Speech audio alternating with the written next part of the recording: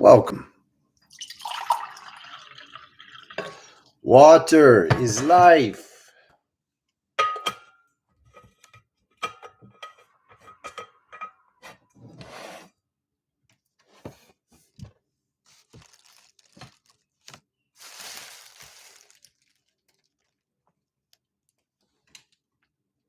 Thank you for your patience.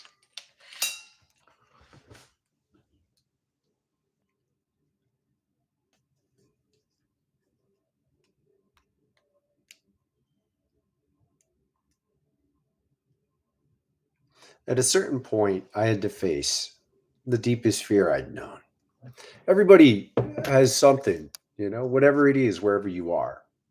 And I suggest the story around our fears and the way we face them is not as crucial as recognizing the affinity, the common pattern. All my youth, I was terrified of my grandfather's basement. And once when I was 24, I was staying there for Thanksgiving. And in the middle of the night, I woke up and went to the bathroom. And I felt the fear as I walked by the hall. Now, in some ways, this is the most terrifying moment of my adult life. It seems silly, nothing there, right? I lived a mainstream life, had a decent job, girlfriend, dog, friends, plenty of social activities, nothing abnormal. And here I was terrified of a basement. I couldn't stand it. So I decided to go down. It took me 20 minutes to walk down those stairs. I would get myself to go down one more stair, and then I'd sit. And by the bottom, I was drowning in the sense of terror.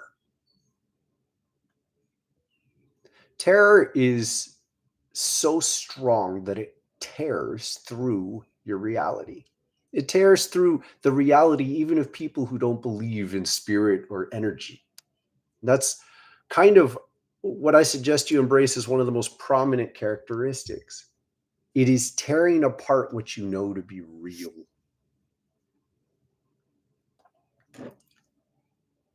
I spent another several hours in that basement because once I felt so strongly that I lost my mind, I became something different. You can tune into the feeling of terror, and suddenly something changes. Many folks may not recognize that you're relating to fear largely through the mind. If you let it be a physical experience, you meet energy. It's kind of ironic. If you let it be a physical experience, you meet spirit. Because this is the point at which we learn that our ability to sense feeling can translate into resonance. It's not a small thing. It's a death and a rebirth.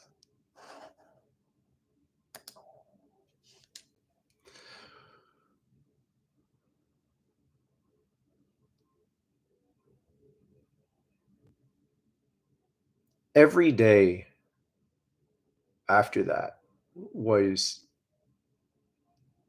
unparalleled. I was reborn. I don't remember telling people much. I didn't feel like I could communicate it. But I moved through each day like I was indestructible. Within a couple of weeks, work meant nothing to me anymore. I couldn't make it mean anything. And I was just wandering away. I would just walk out and go on a walk because that was the rational thing to do. I needed to walk. I needed to feel the sun.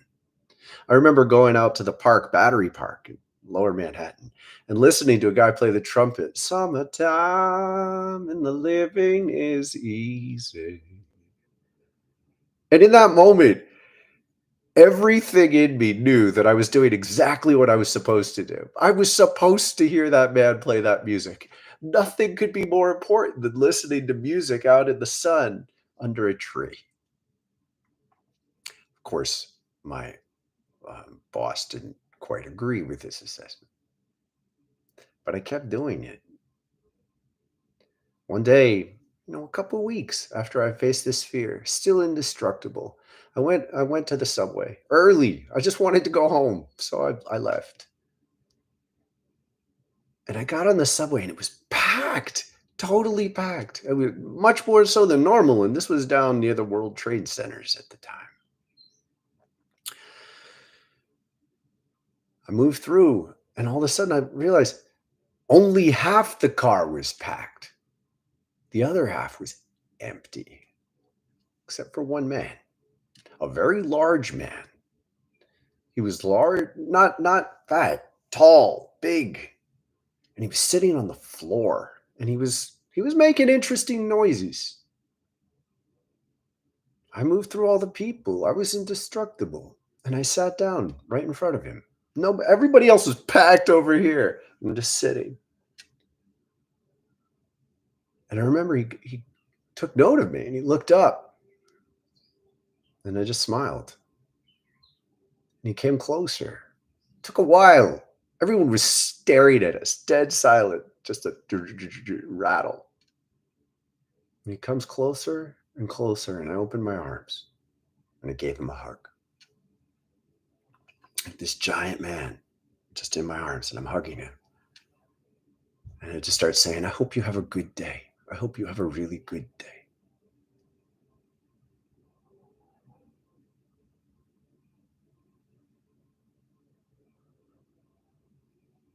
Once you face your fears, everything changes and you learn a simple distinction.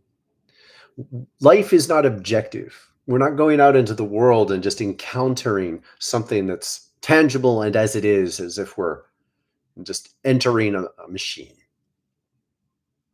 Once you carry a liberation from fear, you bring that into everything you do, and reality changes around you. People adjust in a different way. You bend life in a better direction. If you carry fear and you tap into other people who might live out whatever you're afraid of, rob you, hit you, swear at you, they're more likely to do that. Like, this is not victim shaming. This is an embrace. This is an invitation into your deepest power. If you want to own your deepest power, you have to carry it. You don't turn it on when it's needed. Now you turn it up when it's time. But you're carrying a predisposition towards joy, towards love, towards hugs. This doesn't mean be naive. There are plenty of times to step around challenges. Once you feel them, you can tell the difference. And I want you to be present with that before we go into the next phase of this. The goal is to embrace absolutely where you are capable of being. No more. That's not effective, but no less. How can you bend life in a positive way with a true, deep integrity that transcends terror? Let's see who's here. Tom, bless you. Thank you for being here. Voice for Radio, I always appreciate you. I'm so glad you can. Good morning, Emiliano. Excellent to have you here. Thank you for being here, everybody. Thank you. Anthony, bless you. Sarthik, glad to have you back. Welcome to everyone new. Welcome to everyone new. A lot of folks showing up. We are close to it. We're not just close. We're close behind this. We're on a tipping point, and in this turn, there's a shared shift happening. There's a shared shift happening in the world, and it's good to ride it. Thank you for being with us on it. Sarah, the Wizard of MNT. I like it. Excellent to see you. Welcome here. Angel Jackson, grand rising to you. Nice to meet you. Nice to meet you all. Welcome here. For those of you who don't know, this is the Tuesday morning class. That means it's a wild class. I don't always predict where it's going to go. I have occasionally scripted everything, gigantic plop in the world. People appreciate the wildness. And the wildness matters so much because we're tuning into the world. This is a time when we gather, and I am doing my best to serve a greater harmony that it exists beyond us. It already exists independent of us, but it's our job to make it more real in the world. It's our job to make it more real in the world we've known. Oh, for heaven's sakes. I've never really figured these light things out. But I have done my best to figure out the harmony of the light. There's a crystalline grid. It's been created and strengthening for quite a while. And the goal of our current time is to bridge this into what we know of as the mainstream. It's not in the mainstream of reality that humans have been creating with the internet and global interconnection, largely facilitated through technology, where there's a spiritual internet. There is a spiritual internet. And it incidentally is far more powerful than this thing. The beauty of this spiritual internet is that even if we go through solar flares, we're still going to be connected. In fact, our connection will be enhanced. And I do encourage you to think this way. There will be periods over the next decade when technology goes out, interconnected technology goes out. The electromagnetic field is far more fragile to the influx of solar waves, literally. But I mean, what's happening is an extraordinary new shift in electromagnetic energy pounds through the world. There's something called the Carrington event in the late 1800s, mid to late 1800s, 1870 something. And they had just begun to use electricity for telegraphs all over the country. They all blew. Telegraph towers blew. Some of them were fried to the point of no repair. If something of that magnitude hits us again, internet's gone for a while. No, I'm not going to predict how long, and I'm definitely not going to be doom and gloom about it. But I want you to be present to the fact that to the extent we rely on this to keep us who we are, please challenge yourself to integrate it. This is what we do here. You are being given, we are being given practices that I'm honored to share that help keep us coherent, largely in the form of the key ring. I encourage you to explore it. Chakras in the Keyring playlist near the top of the channel page. Learn this pattern. This pattern alone tunes you into the crystalline grid. It's not complex. Heart, 12 chakras. Heart, crown, throat, sacral, nose tip, solar plexus, top of the forehead, diamond eye, lungs, root, chin, navel, third eye, heart. Memorize these. There are 15 different practices from 3 minutes. There are several 1-minute shorts, 3 minutes in the playlist, all the way up to hour long, multiple. Memorize it, use it. This tunes us into the crystalline grid. It'll keep working. It'll keep you sane and focused. There are many layers that can be added onto that. I encourage you to explore them. When we do this through technology, using this stuff, we're connecting with each other. I dream with people I work with. A lot of people show up and say hello to me psychically before I get messages from you. It's interesting, sometimes annoying, and I'm increasingly in awe of the beauty of this process because we're participating in a transformation where spiritual reality has been creating a better world for all of us. We have been nurtured to be able to embrace something that transcends what we've called normal. And it doesn't just transcend it as in it's bigger than it, it's better. This is a place where love wins. I want you to be present for a moment with how atrocious it is that we live in a society where we have multiple structures of reality where it is impossible for 4 people to all be happy. Because we're designing hierarchical competition. And when we live within this as if it's normal, we're making ourselves sick. And I have to say, the very few people who participate in these tournaments that get mass attention are the victims of everyone who watches, constantly comparing. So, in my personal experience, I'm dating myself. There hasn't been much new music that I've appreciated for 20 something years. And I think it's largely the influence of these competitions. People's ears changed. They learned to say, is he better than her? Is she better than him? No, she's better. He's better. Do you understand that this is toxic? Do you understand that this is a toxic way of relating to reality? When you decide that you have a preference, do you need to make an absolute judgment? But so much of the reality we live in right now is predicated on this pattern. And the crystalline grid does not work this way. Now look, you still have to master your craft. You still could compare and say, this is better than this. We still spend our time in some places and not others. We're making choices, but you don't denigrate what you don't choose. And you always create pathways to growth. You find what you appreciate in reality in the people you encounter, and you pray for them to learn and grow. You never set yourself up with a vested interest that other people fail. This is a sickness. And it's most important that everyone embrace now, this is not a normal world. This is not a healthy way. Don't participate in normalizing it. Don't participate. Step away. Step away. And as you disengage, appreciate you are setting yourself up to transcend into a deeper layer of real presence. This transcendence has a boundary. For those of you who weren't here at the beginning, I told a story. I encourage you to take a look at it, take a listen when you're done. Everyone can have a story, if you don't already, of learning to feel.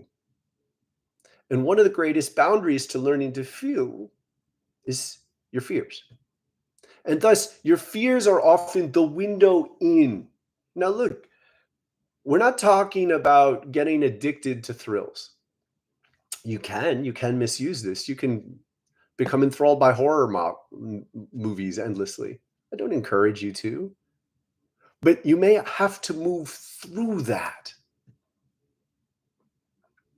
To move through your fears is to learn to be present with them in a way you never were before. Now, this does involve perhaps the intense will to say, I will do this. I will do this. And think about what this word means, I will. You are making something real somewhat before it happens. You're bringing the strength from within yourself to choose a course, and you're saying, I'm going this way. You may have to muster this kind of will to face your fears, but that's just the first step. Once you're in them, something happens. Now, this could go for anything. In some ways, you might have an advantage if you're afraid of sillier things. If you're afraid of less overtly damaging things, like public appearances. Now, I don't mean to minimize it, but be present with this. You are safe. But at the point of your greater fears, just greater, the bigger fears you have, terror, the edge between fear and terror. There's a difference because you want to encounter this terror. It makes you feel. And as you learn to shift your attention to the resonance, you make this distinction. This is what physical feeling is, and this is what spirit. You have the ability to sense energy. You do. You already feel energy. Everyone does. You just don't necessarily distinguish. You might think you have acid reflux when you get a gut instinct. You might think you have just tense shoulders when you're taking on too many spiritual burdens. You can't deny these things, but you can mislabel them, and it's likely that you do. Headaches, anyone? Headaches? Stop thinking it's a primarily physical experience. Yes, it affects you physically. Yes, you can disengage by using drugs. But the primary experience is a contrast of energies in almost every case I've ever encountered. And this contrast of energies is the groundwork of terror. Because when energies contrast, sometimes they're pushed to the point where one of them takes over. You want to know how to be present with this kind of dynamic exchange. You want it. And as you learn to be present with it, you gain more than just crossing over. You gain the skill to do it again. I've encountered moments of potential death, moments when I thought I could die, more times than I can count by far. One night I tried to list, I got over 20 and I was bawling to realize how much I've been through. However, there's an incredible fascination with it, because once you learn to pass through, you can do it again. And then you know that you're a different kind of person that can transition beyond boundaries that other people hold so strongly you might not even recognize that there's any potential to cross. Now, this brings us to another lesson. And I want you to be present with this one, because in some ways it's one of the insights I would most like to get out in the world that I rarely see. Dungeon Crawler, good morning.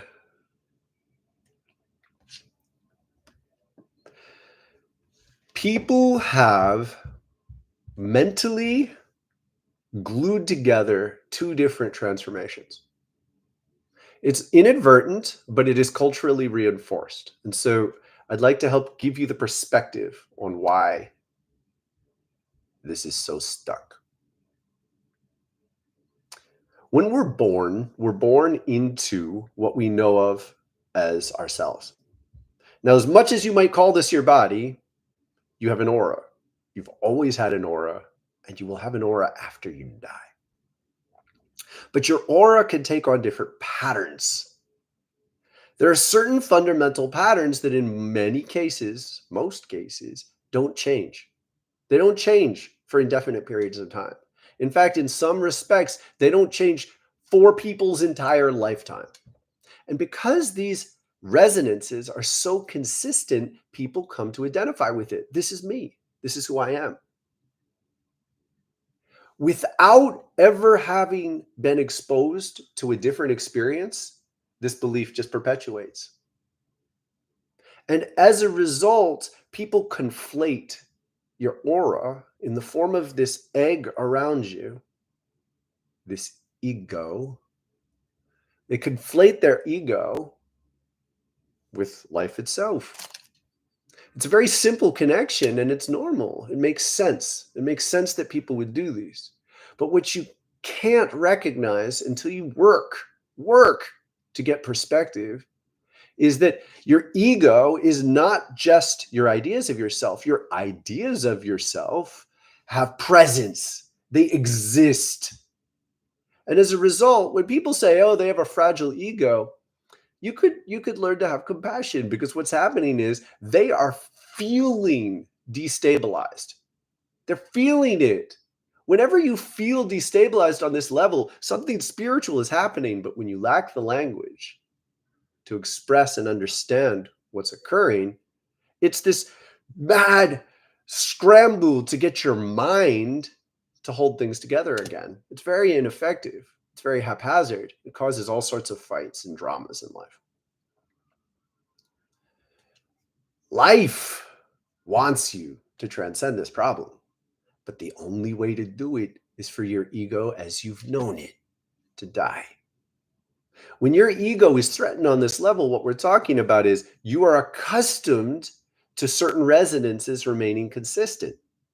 You're so accustomed to it, it's like the ground you walk on. Contemplate this. You're so used to certain things being as they are that if they start to change, feels like death. Feels like death because you have associated certain forces in your life with life itself. You've conflated them. They've been glued together, but they are not intrinsically the same at all. Yet you've watched people go through their entire lives with the same ego. They've grown it, they've built on it like a canvas that they've painted on, but the canvas hasn't changed. And they go through their entire lives and then they die and the canvas is frayed, it's got holes in it, but it's the same damn canvas. They never let it go. Now, as an entire wing of reality, you can learn to recognize this is the roots of so many sicknesses, so many diseases.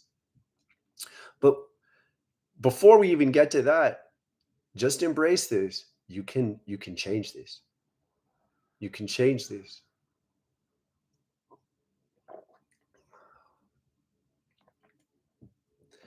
When spirit wakes up in you to a certain point, it starts to threaten the canvas. It starts to threaten your basic aura.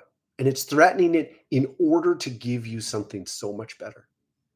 But you can't embrace better until you let this one dissolve. And at a certain point, your psyche is connected to holding this resonance around you. It's used to holding it. It's like your leverage on reality. To let this dissolve is death. And that's what terror does. When you experience terror, it cuts into your ego as it currently stands, and you feel it.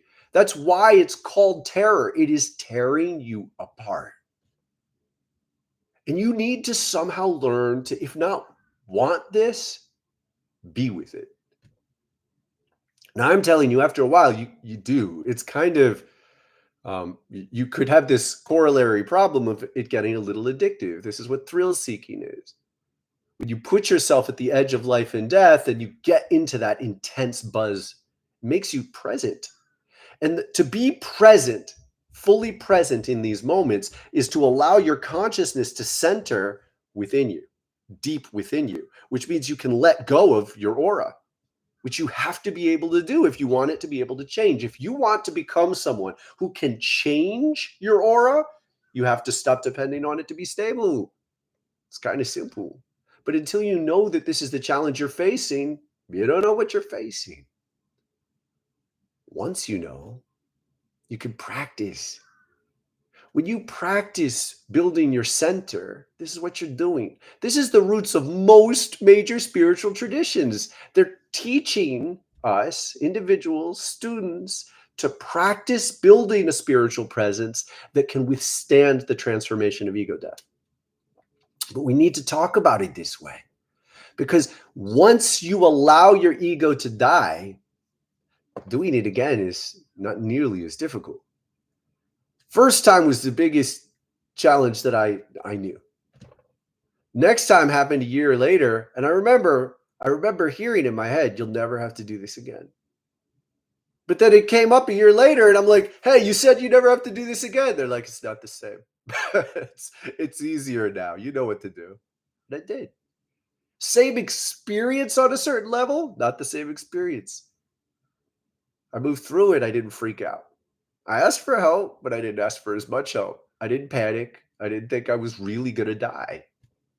First time I thought I was going to die, I was suicidal. Straight up suicidal. And this is the lesson that I would love you to both integrate yourself and carry with you. In so many cases, suicidal tendencies are a natural urge towards ego death. And this is a very practical function of our spirit. Our spirit wants the ego to die when it's become either too unhealthy or too limiting. So you just no longer need it in its old form. In many cases, this is a direct relationship to woundedness. So someone who's experienced a great deal of trauma in their lives does need to go through an ego death so they can recreate themselves in a new form. And so there's a pull towards this experience. There's a pull towards severe piercing light coming through and cutting your aura. And in this cutting, the light cuts the aura. In this cutting, you're feeling death if you have associated yourself with your aura. If you allow this to happen, it's a lot less frightening. But to allow it to happen, at some point mentally, you have to uncouple the idea that this is your physical form. And until you know how to do that, you're feeling drawn towards it like a siren's call. You're feeling drawn magnetically towards it, and something says, this is right. This is good. This is where peace is. This is where hope is. But as long as you're still got the ego and the body coupled together, the practical reality is your mind starts to say, oh, well, this means I'm supposed to die. This means I'm supposed to kill myself. It's an extremely common phenomenon. And so to be able to approach anyone, you, in relation to suicide and say, hey, I hear you. I feel you. There's something real. You're not crazy. Or you're crazy, but crazy has pattern to it. Crazy has an order beneath it. You are being drawn to allow this death. You are being drawn to embrace it as something beautiful. It's just not your body. It's not your body that needs to die. And to give yourself this gift that everything positive in this draw is actually positive. But it's just the mind that gets confused and attaches the idea, well, I guess I have to kill myself. Well, yes, I have to die. To give yourself this gift is to move through a transition akin to letting your flowers die. Imagine you're a beautiful tree. Trees bloom and the blooms die. The tree's not dying. The tree is not dying. In fact, the flower has to die before it fruits. The flower precedes fruit. You can't get to the fruit if you think you're the flower. I cannot count how many people think that they're flower. They're just the flower. And they bloom once, 16, 17. You bloom and then the flower dies. They think they're dead. They think life is all downhill from now on. They think all they can do is pursue making money and getting a timeshare on the beach. They've lost all hope because their mind has miscomprehended. Is that a word? Has misunderstood what reality is. Reality wants to give you multiple bloomings. But in order for this to be true, you have to let the old flowers go. You can't deify those petals, put them in a frame and put them on the wall. That will actively undermine you ever blooming again. You're clinging to the past and you've identified yourself with that past in a way that programs it into your aura. And when your aura is programmed this way, new flowers can't grow. You're blocking the paths, you're blocking the channels. To allow yourself to bloom and then die and even appreciate the death because you see so far through it into the next layer. It's more than crucial because until you pass beyond this boundary, you don't see spirit, you don't feel spirit, you don't hear spirit. You've got to let yourself feel it before you can get there. But this is a terrifying threshold because in one respect, I'm inviting you to realize you have to let yourself be cut apart by spirit. It's cutting apart what you think of as you. It's destroying your aura. This is a very deep surrender. All the more so because if you ignore feeling spirit, it's not as strong. It's a big deal. If you ignore feeling spirit, it's not as strong. Therefore, you can't feel it. In most cases, I would suggest it's far more powerful for people not to believe in ghosts or fairies. Because when you just don't believe in them, they are less real. They will have less potential influence over you. As soon as you hook in and you believe in them, it amplifies. So as you witness it, it becomes stronger. As it becomes stronger, it's harder not to witness it. People are avoiding a very real threshold beyond which you have a lot of work to do to stay focused, sane, loving. It's hard to stay loving once you become this aware because there's so much to be afraid of. You look at every direction, you're seeing things other people don't see. You see the sickness in everyone you walk by, and it looks demonic. There's a reason people 400 years ago interpreted most sicknesses as possession. They kind of are. And when you see it, now you see it. Now you know it's there. And when we live in a world where most people don't believe in it, it's dicey. Thank you. Thank you for being here. Thank you for your trust and your respect. Thank you for your appreciation. We're building something together here that's it's a part of an incredible transformation. I'm so I'm so grateful to be here in it. There's nowhere I'd rather be. At this threshold, there is so much beauty that is starting to be born. Because the way reality works is possibilities exist in spirit before they exist in the material plane. Possibilities exist in a more ephemeral way before they become denser. It's our job to make it denser. But understand this is the sequence. The world is presenting us with many options. If you hook into the fears too strongly, you are essentially investing your life force in them. That's why I'm attempting to reinforce how deeply your power is birthed out of your willingness to face the fears. Because when you face them and stay and learn to translate into resonance, so you're staring at your fears until you recognize yourself. You start to recognize that the light that's piercing through you is coming from inside you. It's not coming from the outside, it's coming from the inside. The fear seems to trigger it. The light is springing to life in response. It's helping you know yourself in the face of danger.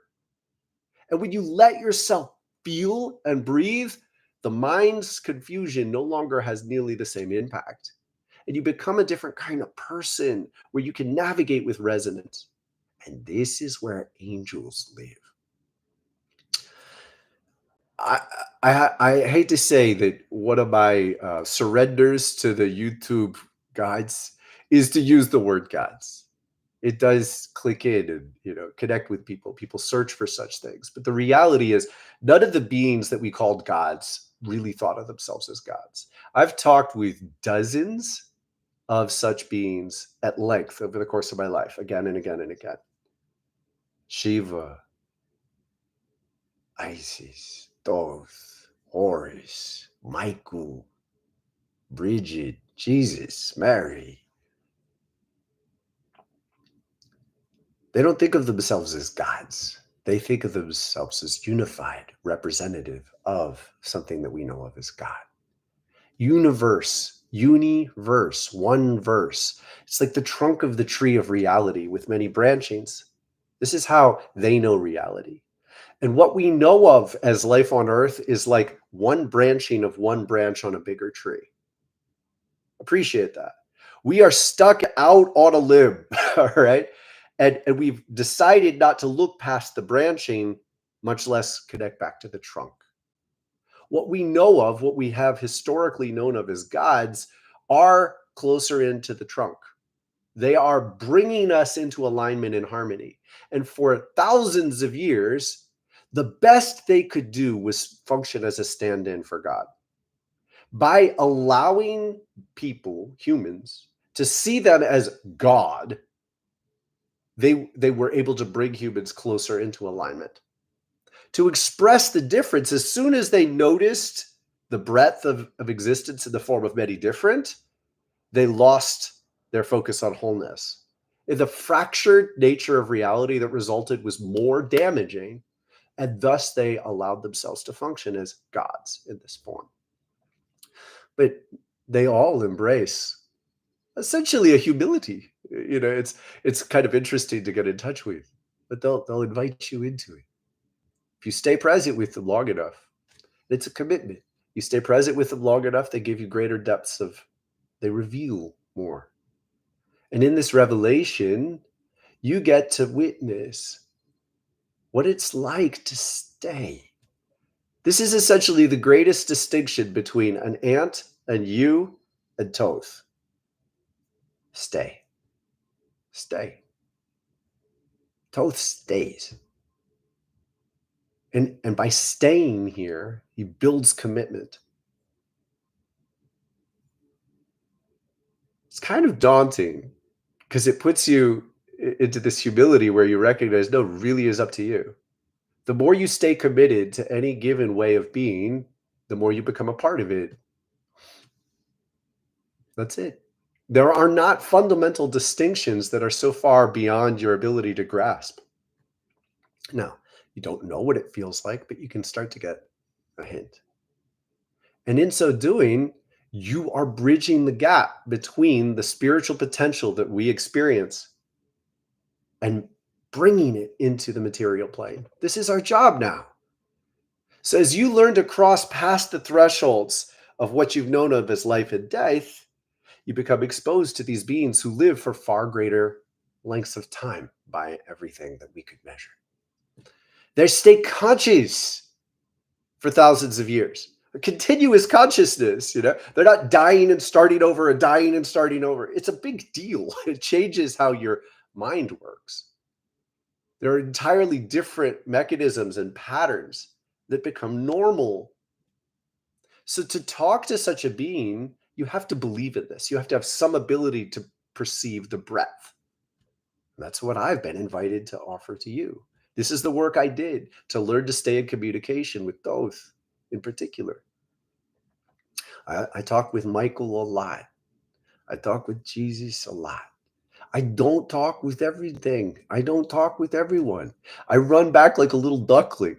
I get exposed to new beings and I run back to Thoth and I say, hey, what do you think about that? I do it constantly, over and over and over again. He regularly smirks and throws it back in my mind and says, well, what do you think? But as soon as I've made a decision to emphasize my loyalty to him, I've maintained a coherence. I do this again and again and again and again and again, and I'm building myself in relation to him. And it's his honor to play this role for us.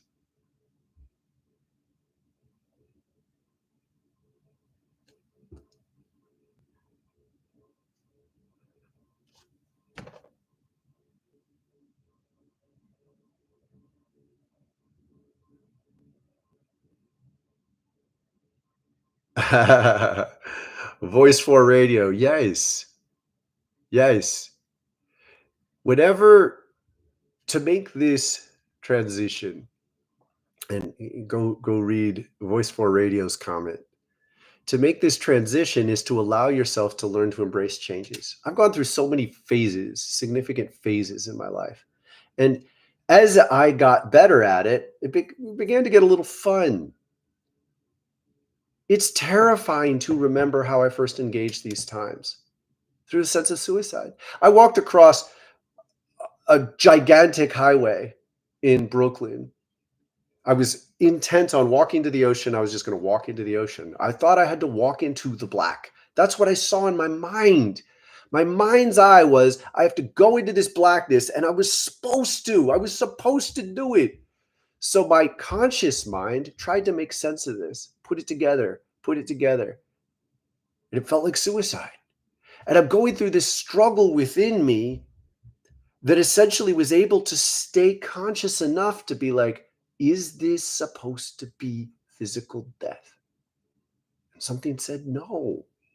So to separate this belief that your ego dying is your physical body dying. And you've got to be present on the edge in order to do it. You can't just say, I'm never going near there.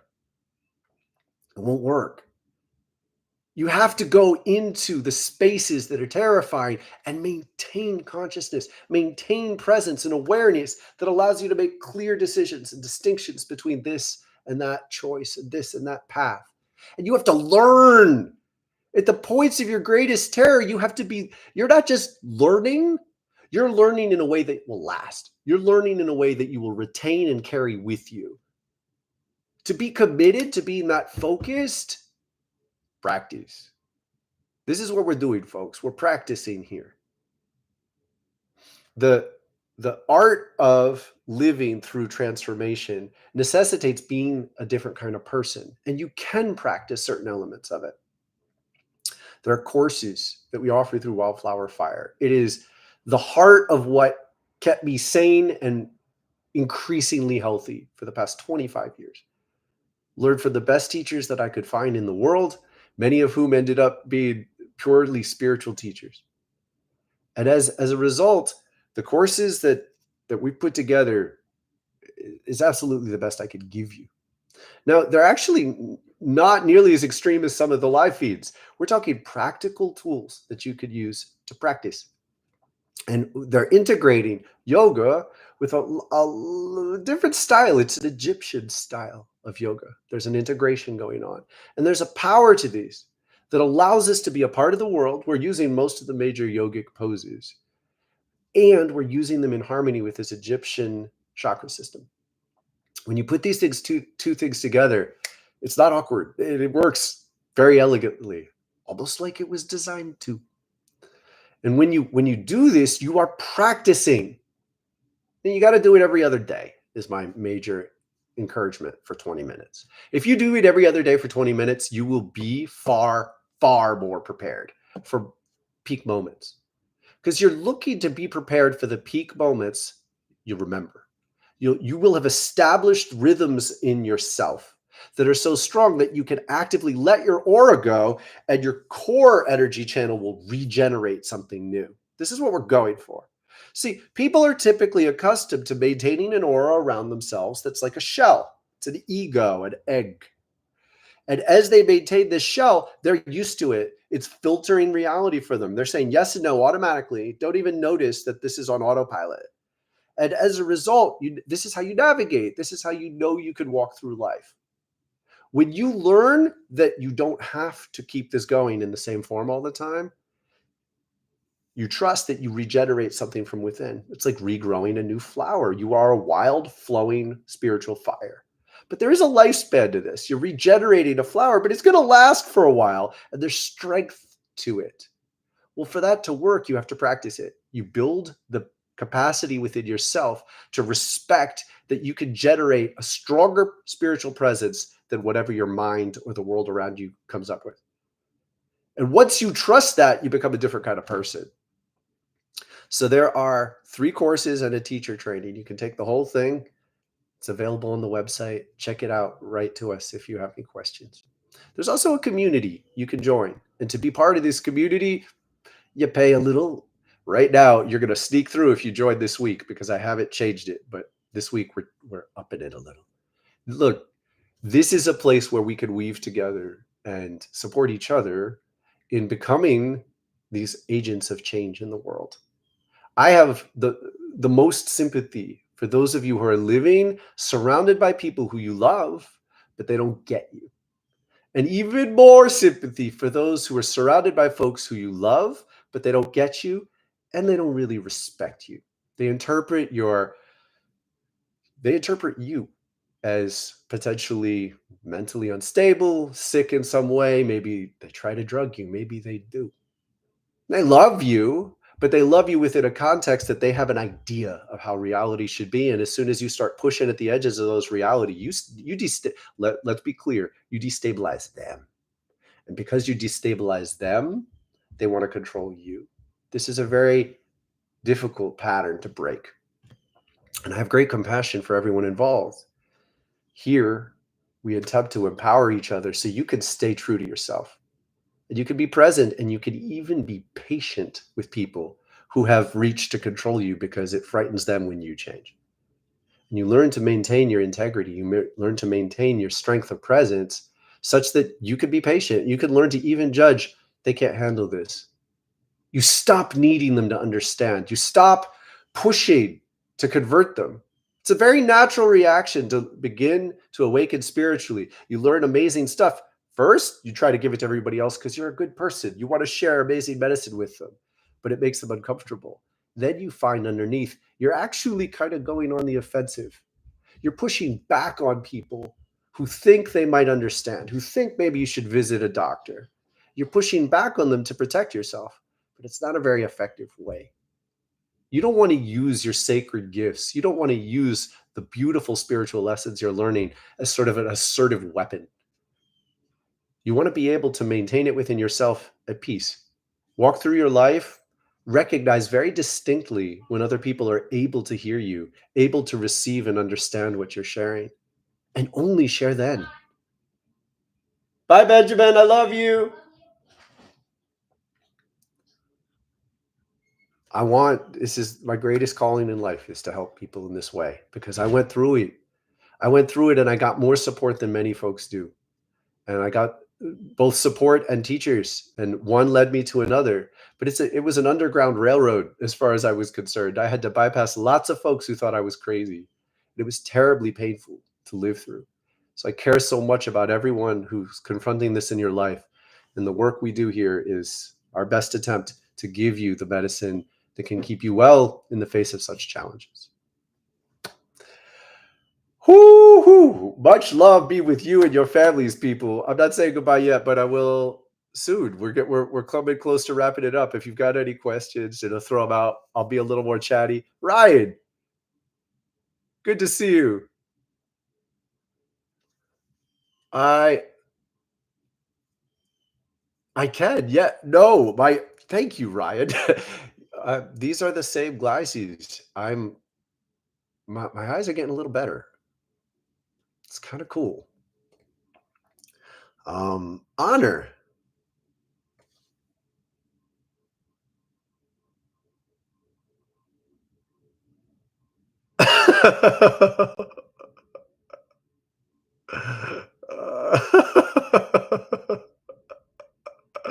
Oh my God, Honor, that's so beautiful.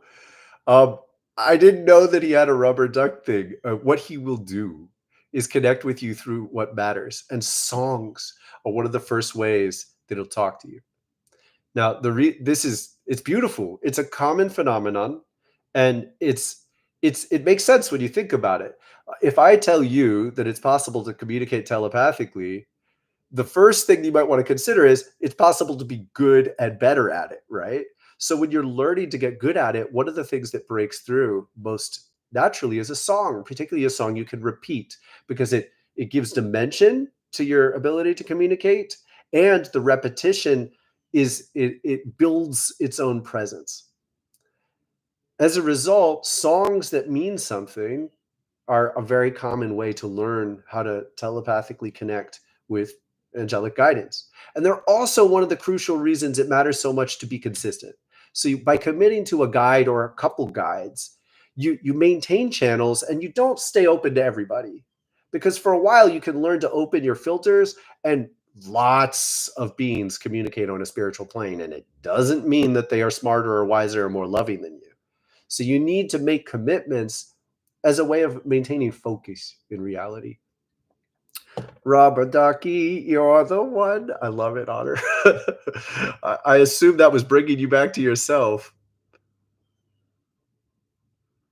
And oh, Ryan, thank you. That's really beautiful. That would be an added level of appreciation, to imagine the gentleness of holding a duckling and bring it to your bring it into your entire being.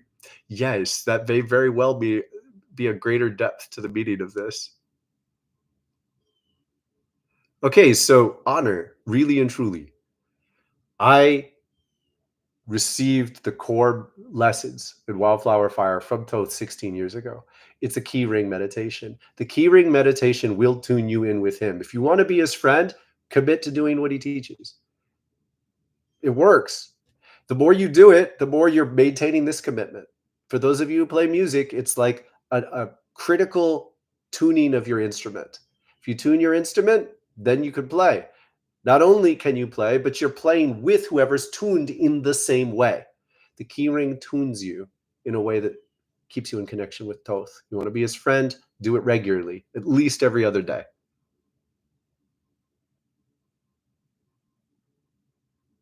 Oh, bless you, Anthony. Absolutely.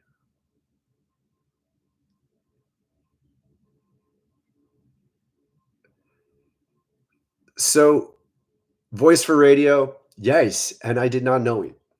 I didn't know about the emerald tablets when I accepted the name Wild Flowing Fire, and when I finally found the emerald tablets and read them, I was like, "Oh my God, flowers of fire everywhere!" All throughout the tablets, it says it.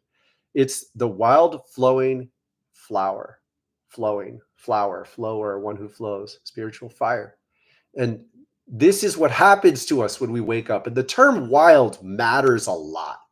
Wildness is in tune with nature. Wildness is in tune with the world as she is.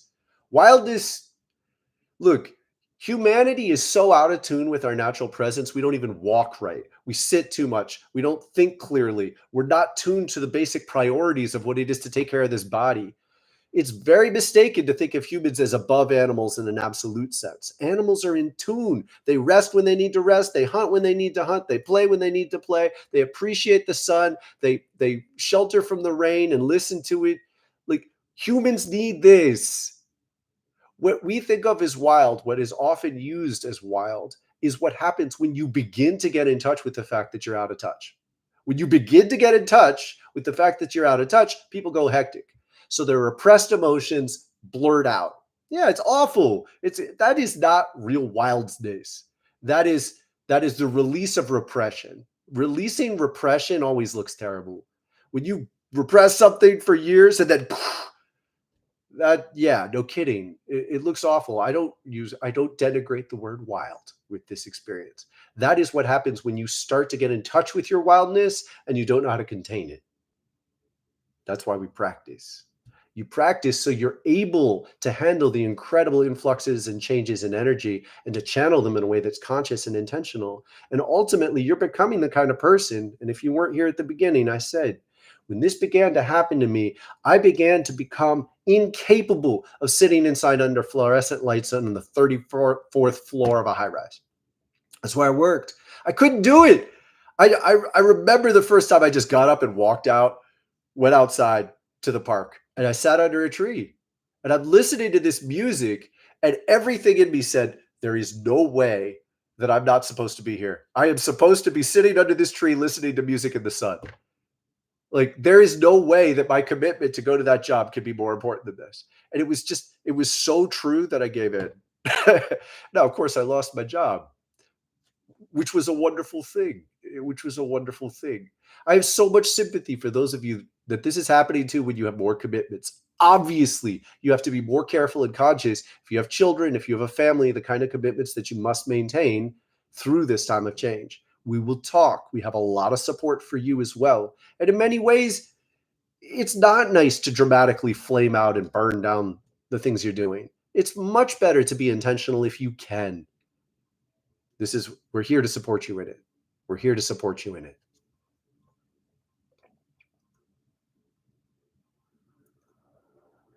Yes.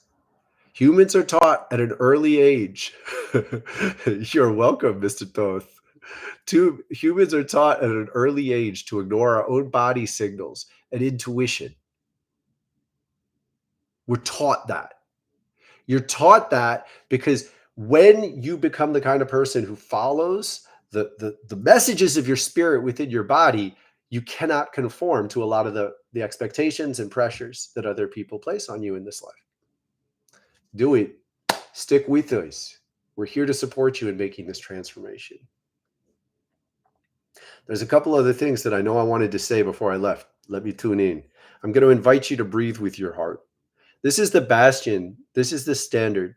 Take a minute frequently to breathe with your heart.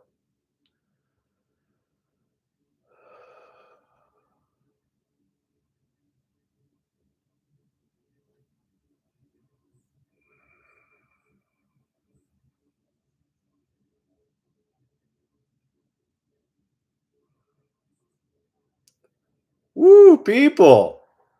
We're in tune. This is strong. Thank you for being here. Thank you for being a part of this. It's an honor to have you around. For those of you who have been committed for a while, bless you. You're making this real. Stick with us. Pick it up.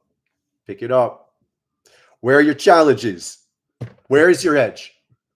I cannot tell you enough. It is where your edge is that blesses us. There is something that happens when people take on their challenges. When each of us takes on our challenge, we release a harmonic resonance into the world that tunes in the crystalline Christ consciousness. That it doesn't mean you take on my challenge. It won't work. You'll send out tension and confusion if you take on someone else's challenges. Take on your challenges. Push your edge. It's when you're at your edge that you resonate crystalline energy. And when you do this, you're giving us all a gift. You being at your edge amplifies me being at my edge, not you being at my edge. I don't need you to keep me company at my edge. I like my edge. Sometimes I like being alone. It's fun. And when you go at your edge, you're resonating in crystalline consciousness. It's contagious. It's a gift to all of us.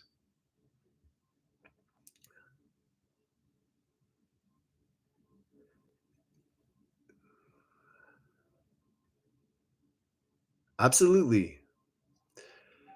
Um, Look, we live in a world that isolates. So Dungeon Crawler is asking about my relationship, my perspective on haunted attractions.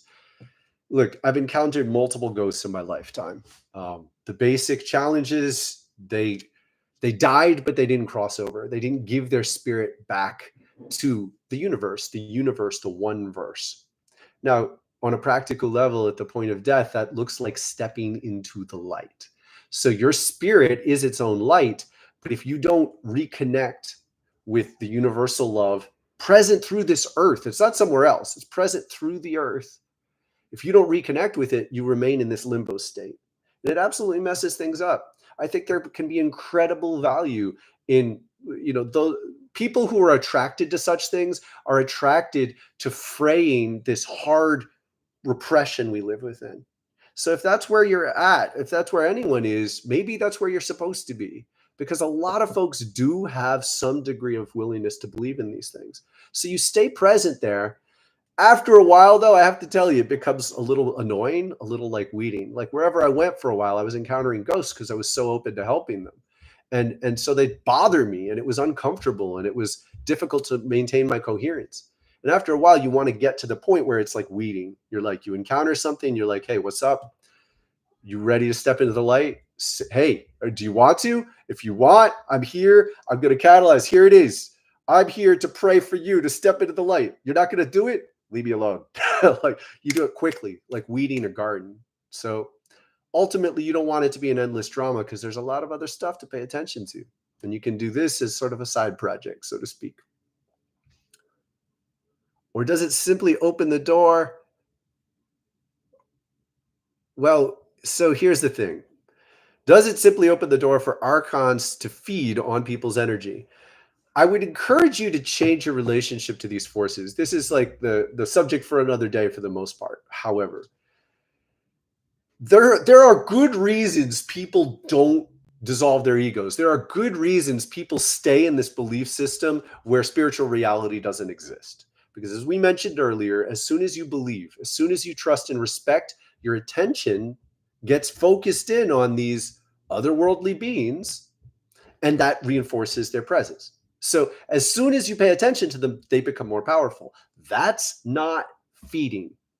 I want you to disengage this whole vampirish energy because that's very frightening in a way that's dysfunctional and disempowering. I want you to focus on tuning. When you tune to disembodied beings, they like it. Now, they do, in a certain sense, feed on something in that way. But the critical factor here is not like your blood's getting sucked, it's your attention. Think of it in terms of your attention. And that's why what I want you to aim for is not to never come in contact with disembodied, demonic, ghostly energies. You become so good at it that you're like weeding, like when you are able to contextualize a threat like that, you start to realize that the basic power that such a being has is in getting you to be afraid. So if you get terribly afraid of such a being, that's when your resonance is essentially feeding them. This is the same structural connection we have with a wolf or a bee. If you get afraid of a wolf or a bee, it's on you. It's going to go for you. Same thing with disembodied spirits. So you want to aim not to block them. Think about it. Blocking. What creature is afraid of being blocked? It doesn't scare them. But when you stare at them with the light piercing out of your soul, they're like, you ruin their vibe. So it's not a threat, it's not a fight, but you're being so true to yourself and so real that challenging situations become a challenge to be more real yet again. And so you sort of look forward to it. And as you get good at it, it's like you start to feel a little immune. And in that immunity, you're walking around the world and it's like, interesting. I just encountered a ghost. And you know so much about how to navigate that you trust you could get back in yourself. You know you could do a practice and you're going to regenerate a much stronger vibe than anything that deteriorates in their presence. And with this confidence, you're living on the other side. And it's a beautiful thing. It's fun. I encountered weird, just 2 days ago. 2 days ago, someone was doing this on me. I think it was a real person who watched the new recent video. That there was a game that they were playing. There was a group of beings playing a game, trying to like get one of them close to me, and then the others were gonna. It was all you tune in, you identify with your core spirit, and you can encounter all these challenges, and you can be curious for a little while, and then you start to recognize a deterioration in your vibe, and you go, all right, you don't panic, doesn't freak out, you don't think that something's sucking your blood, you just go, my vibe's deteriorating too much. This isn't okay. I'm not going to keep doing this. So what do I need to do to resolve and come into harmony with this? Then I say, okay, do I have anything critical that I need to learn from this situation that I haven't become aware of? Then you say, okay, goodbye. And it works. As long as you keep going through these steps again and again, it starts to become like spiritual weeding. It's not nearly as threatening.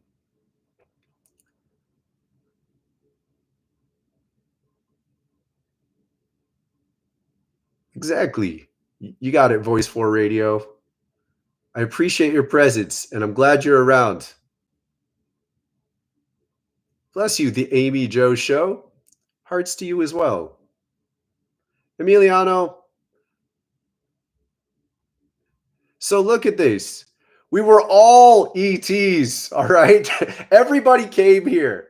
Everybody came here from somewhere else. If you look at the Thoth channelings and the spiritual gateway sequence, it's all lessons designed to help you step into the memory of choosing to be on Earth. You've got to be able to access that memory to open to the incredible potential of the next several lifetimes. And that's what you're being invited into. That's what we're doing the work to help you trust. It's awesome. And for the next 10 years, a lot of people are going to be suffering as they struggle to block these lessons. You could be on the other side now. Be with us on the other side of these challenges. And it's going to be a little bit frightening because these people are going to go a little bonkers. They're going to fight with each other. They already are. They're fighting with each other to avoid waking up. They're fighting with each other to preserve their limited understandings of reality. And that's what's going to continue to happen for the next decade or so. We can be in the new potential ahead of time. We can be in the new way now. I am. This is where I live almost all the time. Every once in a while, I magnetize out of it and I go, I'm annoyed. And I bring myself back. That's what the wildflower fire practices are for. It's why we're here. It's why we're here to grow and build with each other. Welcome to all of you who are new. I'm so glad to have you here. Please consider investing more deeply in our community. You can join the membership space. You can sign up for the courses. If you have any questions about either, please write to wildflowerfire.com and explore the website, wildflowerfire.com. Kaya, K-A-I-Y-A, at wildflowerfire.com. It's linked in the description. I love you people. We're about to go over and do a live meditation. I'm sorry to have delayed it, but it's been cool to hang out. Check out the wildflowerfire.com website community. Click on the community tab. There's a little button where you can join the live meditation. That'll be up for this week at least. I'll be over there soon after I take a little break. Thank you. Thank you for being here. Much love be with you and your families.